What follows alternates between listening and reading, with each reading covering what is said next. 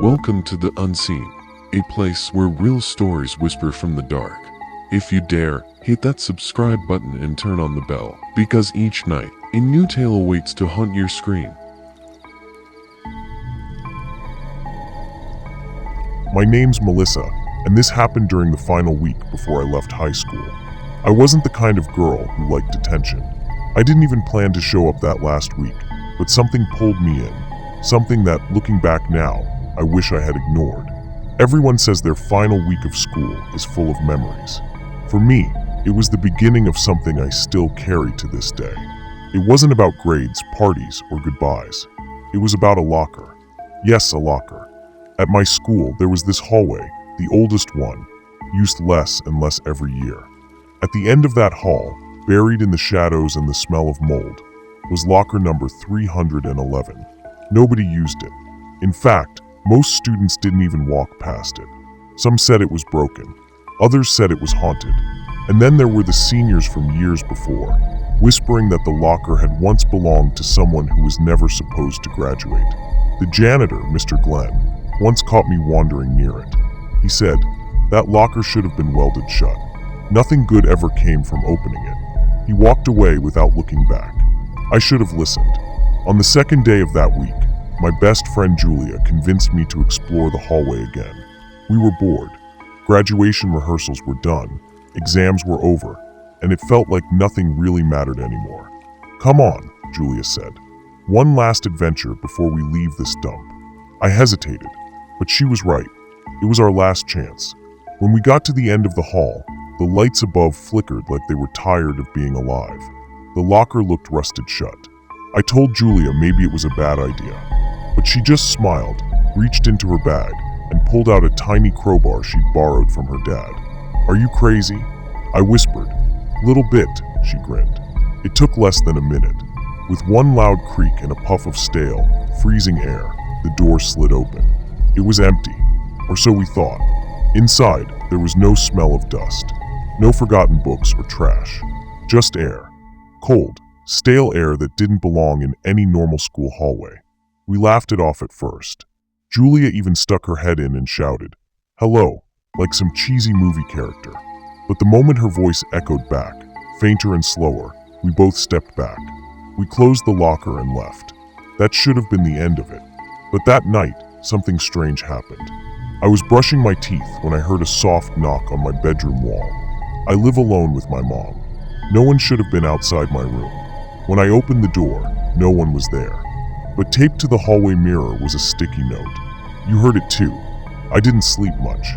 The next day at school, I asked Julia if she had done it. She swore she hadn't. Then she showed me her phone. There was a recording, one she didn't remember taking. It was 10 seconds long, locker 311 creaking open, and a voice, not ours, whispering, "Thank you." Over the next few days, weird things started happening. Desks moved on their own. Lights blinked even when the power was stable. And every morning, both Julia and I would find the same sticky note inside our lockers, written in red ink. "You let it out." We stopped talking about it. We stopped going near that hallway. We even made a pact not to mention locker 311 again. But on the last day of school, as we were leaving the building for good, Julia froze near the main entrance. "Look," she whispered. Stuck to the glass door was another note. One more goodbye. That night, Julia vanished. No one could reach her. Her parents filed a report. The school checked the cameras. Nothing. Her phone was found inside her locker. Guess what was written on the screen? "Thank you. It's been 3 years. I still avoid dark hallways. I still wake up thinking I hear knocks on the walls. And I never walk past locker 311. I went back once, just to see. It's welded shut now. But sometimes students still find notes. Little red messages stuck to their desks or backpacks. Always the same handwriting. Always the same message. You let it out."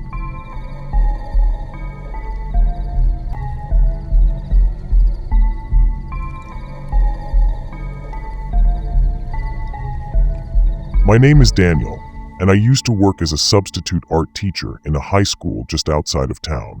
It was never meant to be a long-term job. I only planned to stay for the final few months of the semester. filling in for a teacher who had gone on medical leave. At first, it seemed like any other school. The building was old, yes, but not in a creepy way. More like nostalgic. Wooden floors that creaked, long white corridors, and windows too high to look through unless you stood on your toes. The students were polite, though distant. The kind that wouldn't speak unless spoken to. The kind that knew something they weren't telling. It was the final week before summer break when I noticed the change. It started with the supplies. I'd unlock the art room in the morning and find paintbrushes moved around. Chalk dust on the floor, even though no one had used the board. On the second day, a canvas appeared that I didn't remember bringing in. A large one, propped against the far wall, covered in a white cloth. I asked the students, "Who's working on that?" No one answered. They looked at each other, confused. "It's always been there," one of them said. "We thought it was yours." I shrugged it off. Maybe the janitor had moved it from storage. Maybe it was just forgotten. But something about it bothered me. Every day, when class ended, I'd glance over and swear the cloth had shifted. Just a little, as if something underneath was breathing. I never touched it. On the fourth day, one student stayed behind. Her name was Clara. Quiet, always sat near the window, always sketching the same thing. An old chair covered in vines. "That canvas," she said, not looking at me. "You shouldn't let it be uncovered. It's not finished." I asked her what she meant. She said, "It started itself last year, after Ms. Caro disappeared." Ms. Caro was the teacher I had replaced. I laughed awkwardly. Paintings don't start themselves. Clara looked at me, eyes dark and serious. This one did. That night, I couldn't sleep. I kept thinking about what she said. The next morning, I got to school early and went straight to the art room. The canvas was still there, still covered, but there was something on the floor. A trail of paint, black, leading from the edge of the canvas to the door. Thick, like it had dripped straight from a brush or a wound. I grabbed a ruler and gently lifted the edge of the cloth. Underneath was a painting of a room. This room, the art room, and in it, someone was sitting in the corner. A woman, long dark hair, head bowed, arms wrapped around her knees. I couldn't see her face, but there was something terribly familiar about her. I dropped the cloth and stepped back. Class that day was tense. The students were quieter than usual. Clara wasn't there. No one knew where she'd gone. By the end of the day, I'd made up my mind. I was going to move the canvas to storage. When I pulled back the cloth completely, the painting had changed. The woman had lifted her head. She was looking at me. I froze. I couldn't breathe. Her face was pale, and her mouth was open wide, not in a scream, but in silence. The kind that feels louder than sound. Behind her, in the painting, the windows of the art room were blacked out. The clock on the wall was stopped. I turned around to check. The real clock behind me had stopped too. I ran. I reported it to the administration, but by the time someone came to check, the canvas was gone. Just vanished. The wall was bare. The paint trail was dry and cracked. No one believed me. I resigned the next day. A few weeks later, I received a small package in the mail. No return address. Inside was a folded piece of canvas. The same one. I recognized the brush strokes. But now the painting was empty. No room. No woman.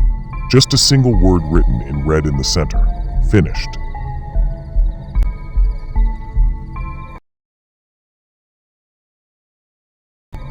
My name is Leah. I've never really talked about this before, because honestly, it still feels like a dream, or a warning I didn't understand until it was too late. It happened during the last week of school. I had just finished my final exams, said my goodbyes to friends, and started preparing for college. Everyone around me was in celebration mode, laughing, taking pictures, making promises they probably wouldn't keep. I wasn't in the mood. Not because I was sad, but because I kept hearing something no one else did. A bell. Not the school bell. Ours had a clear, electronic sound. This was different, metallic, old, like one of those handbells you see in movies about one-room schoolhouses. It rang every day at 4:44 p.m., just as the campus emptied. At first, I thought it was in my head. Maybe I was just tired. But on the second day, I stopped at the front gate when I heard it again. And this time, someone else reacted too. It was a janitor I hadn't seen before. He paused, turned his head toward the sound, and then quickly walked away. didn't even lock the gate like usual. The next day, I stayed late on purpose. I sat on the back steps behind the music room and waited. At exactly 4:44, the bell rang. This time, I followed it. The sound led me to a narrow hallway behind the old gymnasium, one that no one really used anymore. There, I found a door I'd never noticed before, painted the same color as the wall, nearly invisible unless you were looking. It opened without a sound. Behind it was a staircase, not going up, going down. The school didn't have a basement. At least, that's what everyone said. I should have turned around, but curiosity does strange things to people. I stepped down. The stairwell smelled like old paper and something metallic. The air was cold. I counted 32 steps before I reached the bottom. There was only one room. No windows. Just a long, narrow classroom lit by a single bulb swinging from the ceiling. And in the middle of it, desks. At least a dozen. Old wooden ones, like something from a century ago. And sitting in each one were students. Still, silent, unmoving. They looked real. But their skin was gray, their eyes wide open. Some had their mouths open too, as if caught mid-sentence. Dust coated everything, but there was no sign of time. Nothing aged, nothing rotted. I was about to run when someone spoke behind me. Late again. I turned. A man stood in the corner, wearing an outdated school uniform. He held a small bell in his hand. I stammered, Who are you?" He tilted his head. "I'm the bellkeeper." Before I could ask anything else, he pointed toward the desks. They didn't listen either. The bell rang again. Once. Sharp. Echoing. The students all turned their heads toward me. Slowly. All at once. I ran. I don't remember how I made it back to the hallway, or how the door closed behind me. But when I looked at my phone, it was 5:02. I had only been gone a few minutes, but everything felt wrong. The next day, I told a teacher about what happened. He laughed, said I must have been stressed. But later that week, the same teacher disappeared. No one talks about it now. They say he moved, got another job, but I still hear the bell. Every year, on the last day of school, at exactly 4:44. I've stopped trying to understand it. But sometimes, late at night, I dream of the classroom beneath the stairs, of the bellkeeper, of the students waiting for someone else who won't listen. If you feel someone watching you tonight, maybe you're not alone. Don't forget to like, subscribe, and ring the bell, because in the shadows, another story is waiting. See you on the darker side.